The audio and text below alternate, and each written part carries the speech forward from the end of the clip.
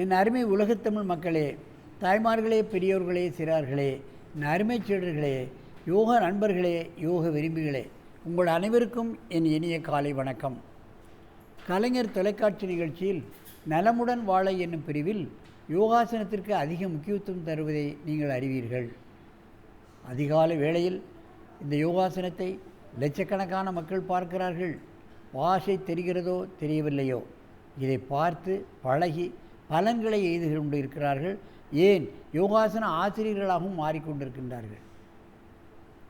தொடர்ச்சியாக பார்க்கின்ற காரணத்தினால் அவர்களுக்கு இதில் ஒரு விருப்பம் வந்து விடுகிறது. ஏன் மற்றவர்களுக்கு நாம் கற்றுக் கொடுக்கக்கூடாது? கேட்கிறார்கள், தொலைபேசியில் தொடர்பு கொள்கிறார்கள்.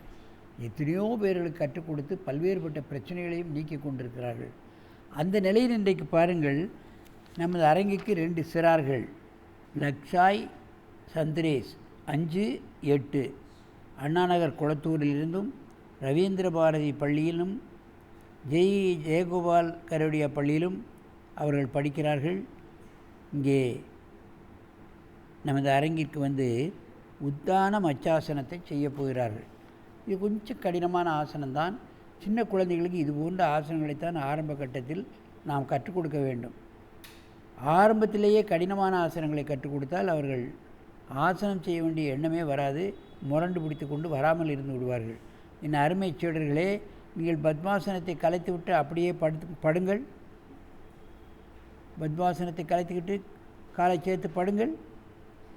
பத்மாசனத்தை எடுத்துரு, நீ கால் நீட்டு, காலை சேர்த்துக்கோ. இப்படி தலையை தூக்கி விடு, நல்லா தூக்கணும். கால் தூக்கு, அப்படிதான். கையை கும்பிடு, கை சேர்த்து இப்படி கும்பிடுறா. அப்படியே மெதுவாக இறக்கிடு, தலை நேராக்கு, மூச்சிழு, நன்றாக மூச்சை இழுக்க வேண்டும்.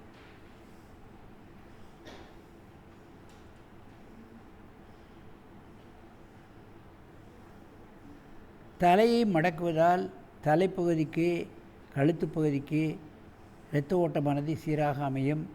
கால் உயர்த்துவதால் அடிவயிற்று பகுதியில் உள்ள பிரச்சனைகள் நீங்கும்.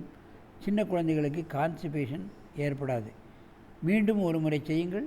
தலையை திருப்புங்கள், கையை கும்பிடு, அப்படி வச்சுக்கோ.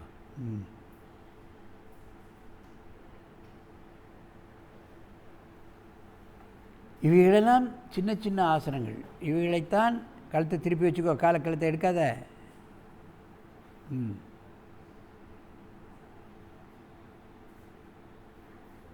ஆரம்ப கட்டத்தில் காலை தூக்க முடியாவிட்டால் காலை பிடிச்சிக்கடா. என் அருமை பெரியோர்களே, சிறார்களே, இவைகளெல்லாம் சின்ன சின்ன ஆசனங்கள். சின்ன குழந்தைகளுக்கு இது போன்ற ஆசனங்களை கொடுத்தால்தான் நாளாவட்டத்தில் சற்று கஷ்டமான ஆசனங்களையும் செய்ய விரும்புவார்கள். 5இல் விளையாதது 50இல் விளையாது என்று சொல்வார்கள். சின்ன குழந்தைகள் வளையும் தன்மை உடையது. உடல் பிஞ்சு போன்று இருக்கும். ஆனால் என்ன சொன்னாலும் கேட்கக்கூடிய வயது. அதனால் கடினமான ஆசனங்களையும் செய்யக்கூடிய தன்மை அவர்களுக்கு வந்துவிடும். ஆரம்ப கட்டத்தில் சின்ன சின்ன ஆசனங்களை கற்றுக் கொடுத்து இதிலே ஒரு ஆர்வத்தை அவர்களுக்கு நாம் உண்டாக்க வேண்டும். அப்போ தான் இந்த கலைக்கே அவர்கள் வருவார்கள். ஏனென்றால் அவர்களுக்கு புரியாத வயது. இந்த ஆசனம் செய்தால் என்ன நன்மை, என்ன, இதெல்லாம் அவங்களுக்கு தெரியாது.